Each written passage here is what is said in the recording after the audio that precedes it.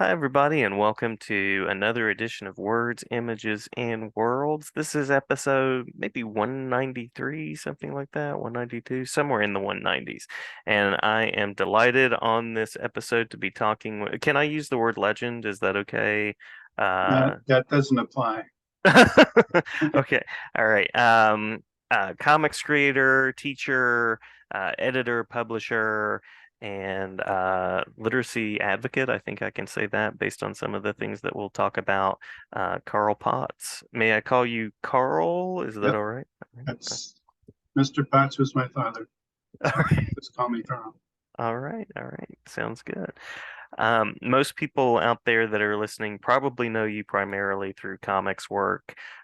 Punisher probably being the character that you're most associated with in the Publisher War Journal. Well, I had very eclectic tastes. At the same time, I was editing The Punisher. I was editing Power Pack, Mm-hmm, mm-hmm, Rocket Raccoon, mm-hmm. Doctor Strange, the Hulk, what the our self-parody movie. So hopefully, I'm known for a lot more than that. I also was a primary creator on Alien Legion.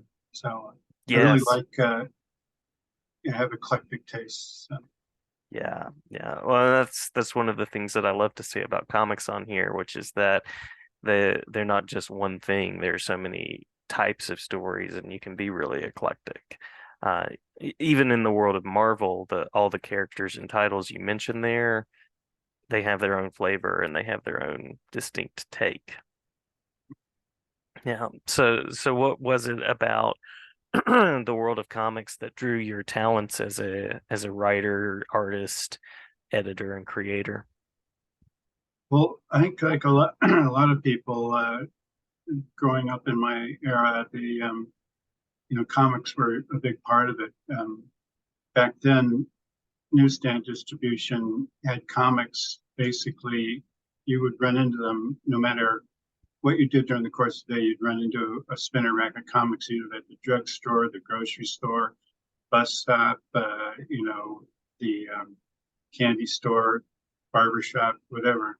Um, Hmm. and So I got hooked on comics early, and the combination of the visuals with the text holds a special magic if it's done right. And I realized at some point, I guess maybe around some point in high school, that there were actually real humans that did this for a living. Hmm. And Hmm. it dawned on me, I wonder if it's possible for me to join those ranks. Um, I was always drawing and often coming up with story ideas and bits. And so I decided I was raised in the Northern California suburbs, and I decided very naively that in the summer of '75, I was going to move to New York and try and break into the professional ranks. And I'd made some friends with some comics pros who had moved from New York to the Bay Area, and they were helpful in making some connections for me and making sure I wasn't just a total wide-eyed, deer in the headlights in New York.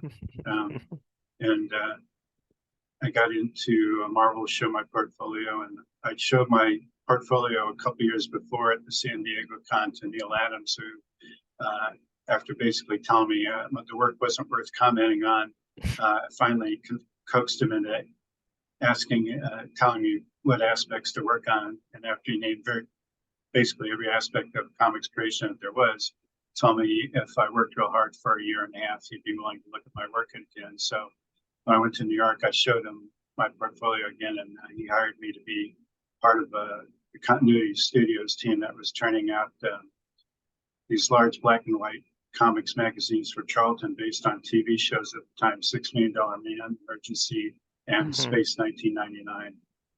And I got into doing a lot of commercial art for ad agencies, storyboards, and comps, and eventually started creating some material and got some of it placed at Marvel's Epic Illustrated magazine. And at some point, even though I'd never thought about being an editor, never even talked about it, I got a call out of the blue from Marvel's editor in chief at the time, asking me to join the editorial staff. And I thought about it, and I thought, it'd be kind of a neat thing to do for a while anyway. I ended up being there 13 years. So most of that time, it was a great job. It was when the leadership was right at the company. I strongly believe in a top-down work culture. If for most of that time I was there, we were fortunate enough to have a culture that we worked hard and we had a great time doing it. Mm-hmm. And almost everybody got along. Not everybody got along, but almost everybody got along. And we often pals around socially as well as professionally. And but that has to be modeled from the top down.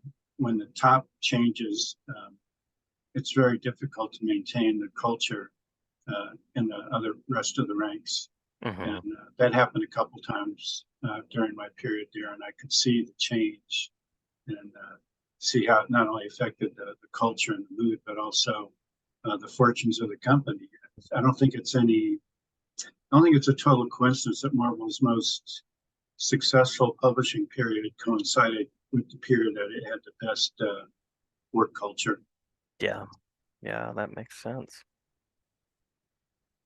Yeah, the environment affects the product. Did I answer your question, or did I just go off on some weird tangent? No, you're great. That was great. And you mentioned sort of coming in and being guided along and helped by folks. So I know that one of the things that I've found out about you is that you did that in turn. You sort of paid that forward. And you mentioned Power Pack. I think June Brigman is one of those people that you worked with early on. Any other creators and names of people that you mentored that you'd like to mention? Well, I decided when I was an editor that I wanted to change something that would been standard in the business for a long time, which is that a lot of people who wanted to work for Marvel would send in, like I did, their samples, unsolicited samples, and they'd either never get a response or get a response ages later with a form letter, a rejection letter that told them nothing useful. Mm-hmm. And so you'd walk in the offices, you see these piles and piles of these submissions, and at some point they'd get a rejection letter, or an assistant editor would look at them and send a rejection letter. And I felt these are your most ardent fans. They like what you do so much, they want to be a part of you. Mm-hmm. And ethically, it wasn't right, but also on a marketing level, why would you chance alienating your most ardent fans? Right. So I vowed that every person who sent a submission directly to me, not to Marvel in general, but to me, got a quick response that told them something useful. And good, yeah. My first day on the job, I was replacing Al Milgram, who was leaving staff to go freelance writing and drawing for the company full time. Mm-hmm.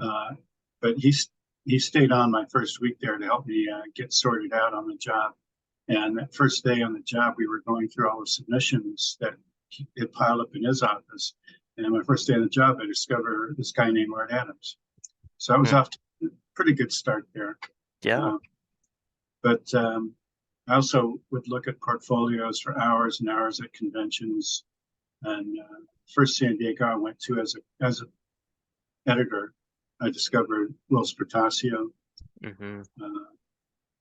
So I got to be known as the guy, if you want to get a quick response from Marvel, to send your stuff to. And so, of course, that it ended up being like editing another book, because all this stuff came in. And then the people who showed talent but weren't there yet, I assigned them a 6-page story to try them out to see how their visual storytelling was and their drawing in general. It was called Double Vision, a Tom DeFalco story that was so packed that it could easily be a 10-page story instead of a 6-page story. Mm-hmm. So it's kind of like throwing them in the deep end of the pool.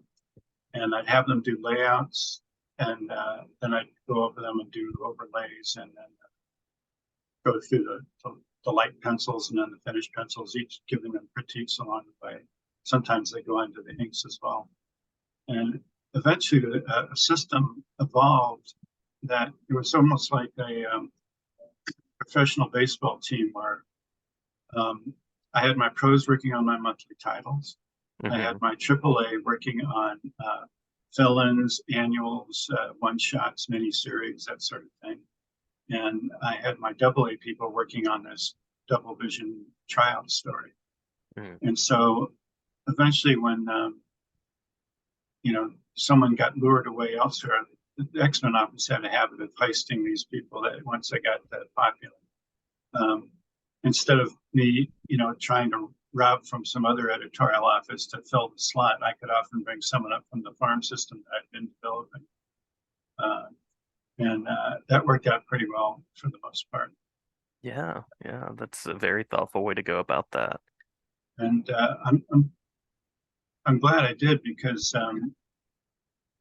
I got to meet and help and also learn from a lot of really talented people along the way. Mm-hmm. Mm-hmm. But June, I did not actually discover. Louise Simonson, the writer who was the initial creator of Power Pack, she had connected with June, and June had been.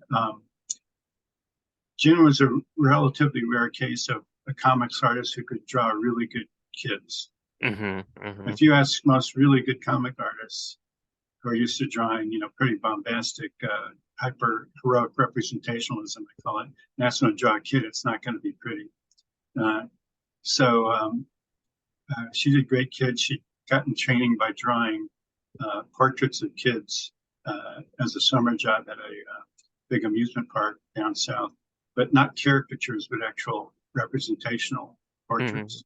Mm-hmm. And so Power Pack was her first job on a regular book, and it was a little tough going for her, but she did a fabulous job, and Yeah. I helped as much as I could, but I think she gives me more credit than I deserve. She was pretty damn good, but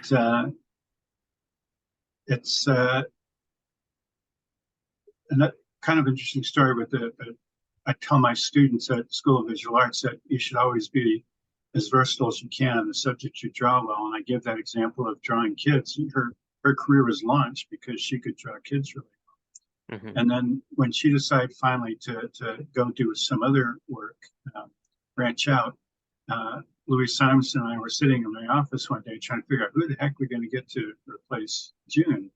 And there was an artist that came up to Marvel and was showing his portfolio around to different artists trying to get work. And well, I'm talking to Louise Simonson, also known as Wheezy. Mm-hmm. This person came in and showed me the portfolio work, and talented stuff, but wasn't anything I needed right then and there. And as he was closing his portfolio, from the side pocket slid out a couple of sketches of his neighbor's kids that he'd done, and they were perfect. And that was how John Bogdanoff got his start in the business. Oh, wow. So Wow. by a really good comic artist has to be able to draw anything real or imagined at the same high level of convincingness. Mm-hmm. And say you draw one thing well, like say you draw people really well, but your vehicles are really horrible. Mm-hmm. And you draw a scene where someone's next to a car, riding in a car or something, and the reader's eye isn't going to go that fabulous person you do. It's going to go that wonky thing they're in. And, Right. and it's going to break the suspension of disbelief and take them out of the flow of the story. Mm-hmm. So even if, and then even things that you make up, fantastic things, whether it's creatures or mechanized things or environments, they have to have the same level of convincibility that the stuff you draw really well does in order to maintain that suspension of disbelief. Yeah, yeah. So that also leads into talking a little bit more about your teaching.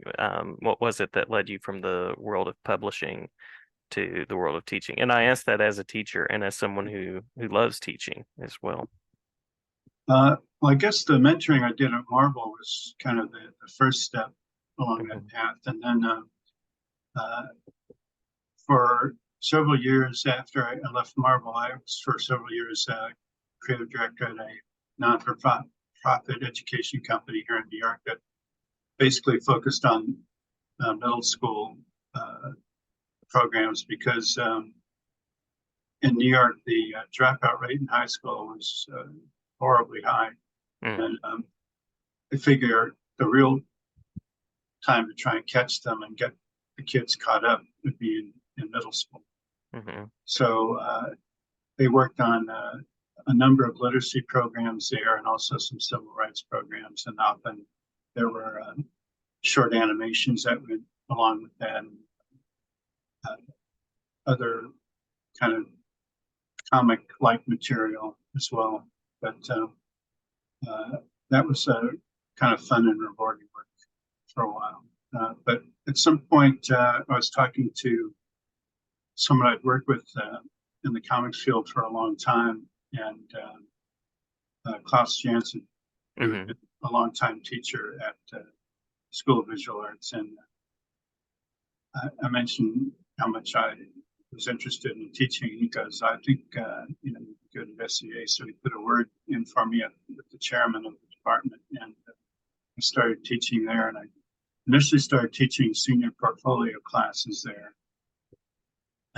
Then they asked me to work on the junior thesis classes. And then I created my own class called Building Fictional Worlds, where students who have an idea for their own intellectual property, their own story world and characters, and they build what basically is a pitch Bible mhm. around it, where they figure out the overall art for the story and each character.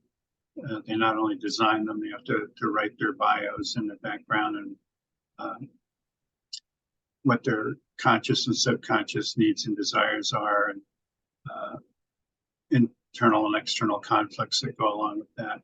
Mhm. And they also draw the first handful of pages for whatever it is that they're doing, graphic novel or comic or storyboards for animation.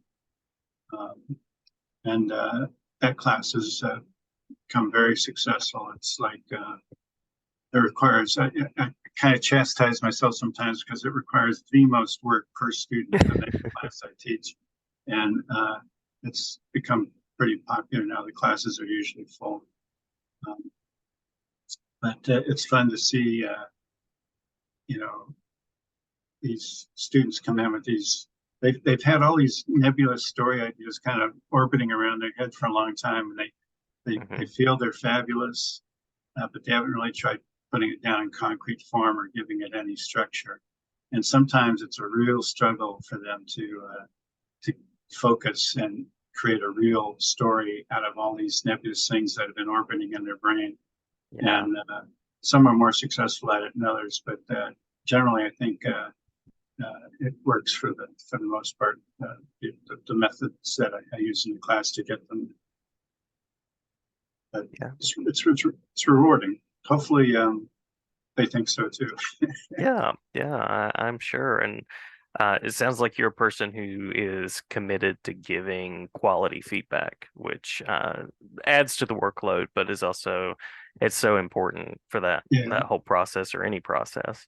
and having you know extensive background on both the story side and the art side, um, and having literally written the book on sequential visual storytelling, um, Hmm. uh, I, I feel I have to give feedback on all those fronts. Yeah. And Yeah. so sometimes I think the students may be getting overwhelmed, but I don't know, they're paying for this education. I figure they should get their money's worth. Yeah, yeah, yeah. And you're making me think about two things, just in what you were saying, which is I completely agree about the importance of middle grades. I was a middle grades teacher for 8 years and continue to serve with middle grades organizations. And the other thing that you said was sort of the breakdown of this class that you do.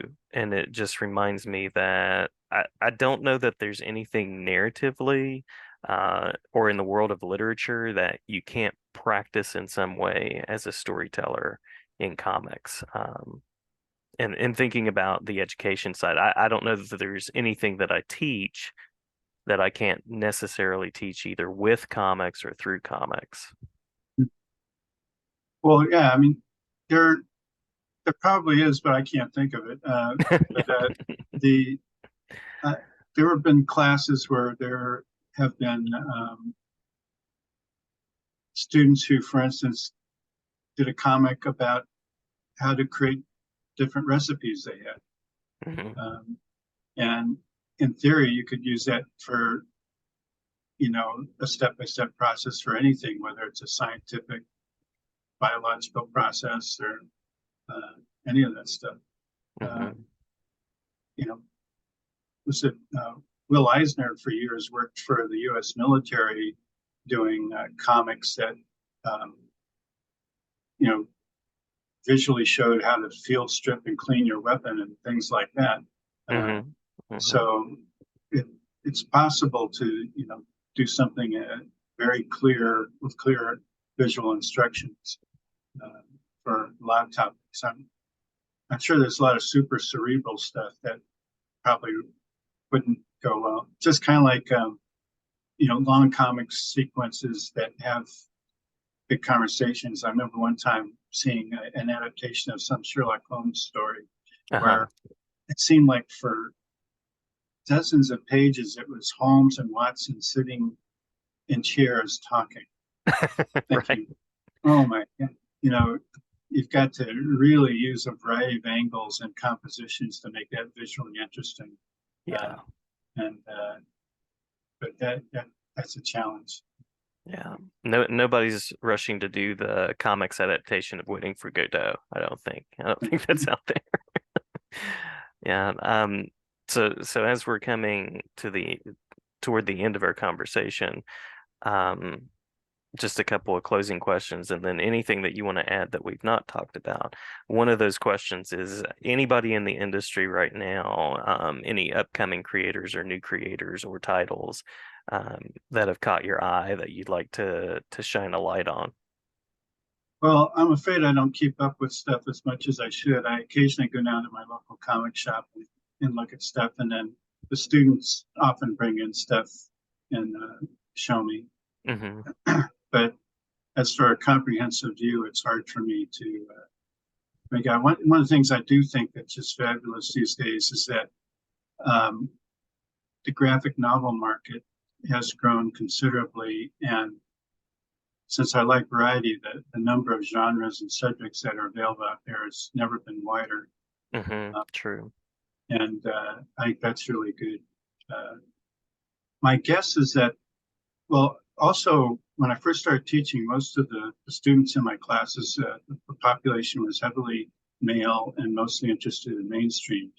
Hmm. These days, most of my classes have more female students, and um, it's very rare I get someone who's in the mainstream anymore, which is a little sad.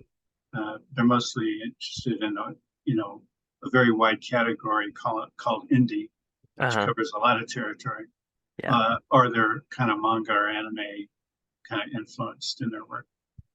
Um, I really credit back in the 90s when uh, manga first started being racked in some of the bookstores, particularly when Walden's was around. Hmm. I was amazed to go into a Walden's and see all these, uh, adolescent girls sitting around reading all the manga stuff. Whereas before then, female readership was very low in comics in general. And I Yeah. really think it was that interest in manga that really sparked and got female readership up for comics in general. Yeah, absolutely. Absolutely. And But many connections were made for me in Walden's as a young yeah, person, for sure. yeah, it was a shame when they had to go out of business. Yeah. Yeah.